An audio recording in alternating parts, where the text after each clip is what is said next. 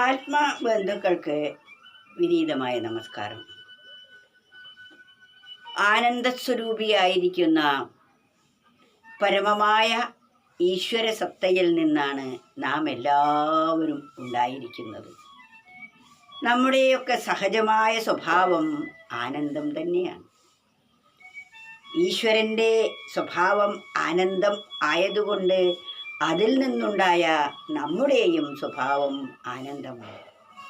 അതിനാൽ നമ്മളെല്ലാം ആനന്ദസ്വരൂപിയായിരിക്കുന്ന ഈശ്വരൻ്റെ ആനന്ദക്കുട്ടികളാണ്. ഒരു കവി പാടുകയാണ് അതിനെക്കുറിച്ച്. ആനന്ദം ആ ബ്രഹ്മം ചിന്തിക്കുമ്പോൾ ആനന്ദക്കുട്ടികൾ നമ്മളെല്ലാം, ഞാനെന്നും നീയെന്നും ഭേദത്തെ വിട്ടതോ ധ്യാനിക്കിലാനന്ദം എന്നുമെന്നും. ഇത് നാം മനനം ചെയ്ത് ഒന്ന് ഹൃദിസ്ഥമാക്കിയാൽ ഈ പദ്യശകലം, ഈ സുഭാഷിതം നമ്മൾ മനനം ചെയ്ത് കഴിയുമ്പോൾ ആ ആനന്ദവുമായി നമുക്ക് താതാത്മ്യം പ്രാപിക്കാൻ സാധിക്കുന്നതാണ്. ആനന്ദം ആ ബ്രഹ്മം ചിന്തിക്കുമ്പോൾ, അതിനെക്കുറിച്ച് നാം ചിന്തിക്കുമ്പോൾ തന്നെ നമുക്ക് ആനന്ദമാണ്. ആനന്ദക്കുട്ടികൾ നമ്മളെല്ലാം, ആനന്ദത്തിൽ നിന്നുണ്ടായ നമ്മളെല്ലാം ആനന്ദക്കുട്ടികളാണ്. ഞാനെന്നും നീ എന്നും ഭേദത്തെ വിട്ടതോ, ഞാൻ വേറെ നീ വേറെ എന്ന ഈ വ്യത്യസ്ത ഭാവമാണ് നമ്മെ അതിൽ നിന്നും അകറ്റി നിർത്തുന്നത്, അതിനെ മറക്കാനിടയാവുന്നത്. അതിനാൽ ഈ ഭേദം, ഞാനും നീയും എന്ന ഭേദം വിടുമ്പോൾ നാം എല്ലാവരും ആ ഈശ്വരൻ്റെ സന്താനങ്ങളാണ്.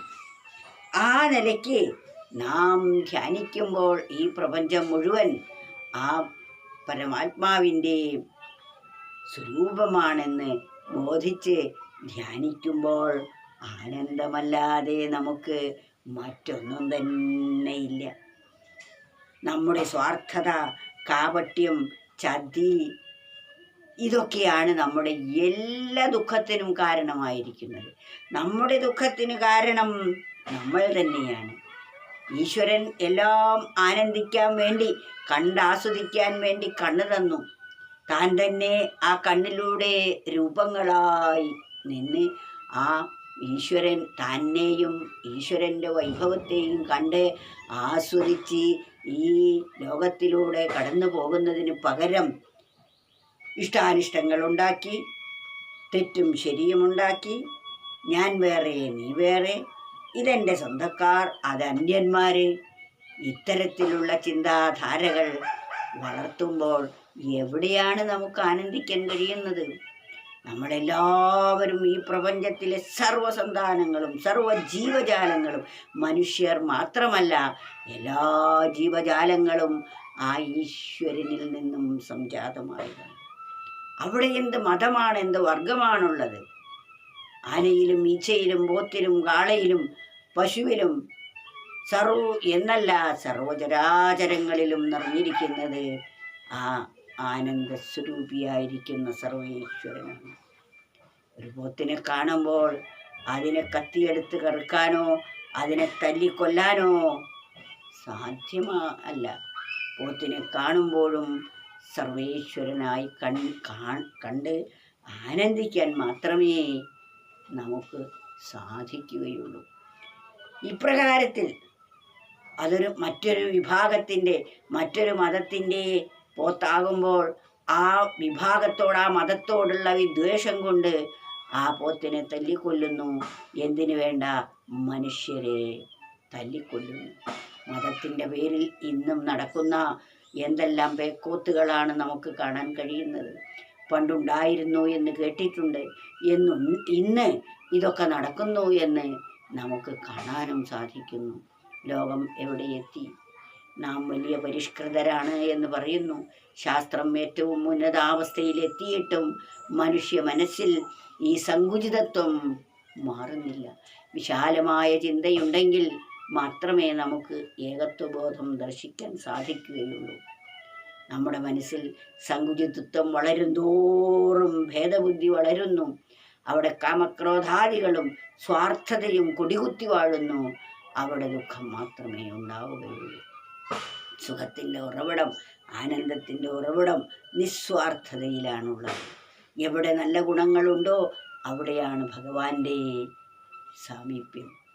പാണ്ഡവന്മാർ 5 പേരും കൗരവന്മാർ 100 പേരും ഉണ്ടായിട്ടും ഭഗവാൻ ന്യൂനപക്ഷമായിരിക്കുന്ന ധർമ്മിഷ്ഠരായ ധർമ്മത്തിൻ്റെ മൂർത്തികളായിരിക്കുന്ന പാണ്ഡവപക്ഷം ചേരുകയാണ് ചെയ്തത്.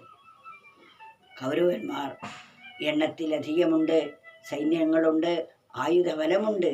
പക്ഷേ അതിനെ ഒന്നും തന്നെ വകവെച്ചില്ല, അതിനെ ഒന്നും ഭയപ്പെട്ടതുമില്ല.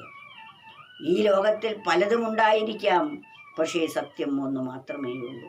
സത്യമായിരിക്കുന്ന പരമാത്മാവിലേക്ക് നമ്മുടെ മനസ്സ് പോയി കഴിയുമ്പോൾ നമ്മെ പരാജയപ്പെടുത്താൻ ഈ ലോകത്തിൽ ഒന്നിനും സാധ്യമല്ല. നമ്മുടെ ദേഹത്തെ നശിപ്പിക്കാൻ എല്ലാവർക്കും കഴിഞ്ഞെന്ന് വരാം, പക്ഷേ നമ്മെ നശിപ്പിക്കാൻ സാധിക്കുകയില്ല. നൈനം ചിന്തതി ശസ്ത്രാണി നൈനം ദഹതി പാവക നൈനം ക്ലേദയന്ത്യാപോ ന ശോഷയതി മാരുത.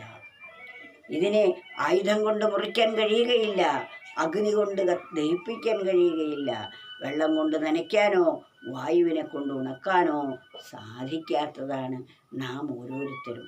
അത് ആനന്ദ സ്വരൂപമാണ്. ഈ ബോധത്തിലേക്ക് നാം ഉയരുമ്പോൾ ഇവിടെ ഈ താഴ്ന്ന തട്ടിൽ കാണുന്ന ഈ മൃഗീയമായിട്ടുള്ള ചിന്താധാരകൾ നമ്മളിൽ ഉണ്ടായാൽ അപ്പോൾ അതിനെ തൂത്തെറിയുകയും തൽസ്ഥാനത്തെ സ്നേഹത്തെ പ്രതിഷ്ഠിക്കുകയുമാണ് ചെയ്യേണ്ടത്. വിശാലമായ മനസ്സിൽ മാത്രമേ ബൃഹത്തായിരിക്കുന്ന ഈശ്വരന് ഇരിക്കാൻ സാധിക്കുകയുള്ളൂ. അതുകൊണ്ട് നാം ഇതൊന്നുകൂടി മനനം ചെയ്യാം. ആനന്ദം ആ ബ്രഹ്മം ചിന്തിക്കുമ്പോൾ ആനന്ദ കുട്ടികൾ നമ്മളെല്ലാം. ഞാനെന്നും നീയെന്നും ഭേദത്തെ വിട്ടതോ ധ്യാനിക്കിൽ ആനന്ദം എന്നുമെന്നും.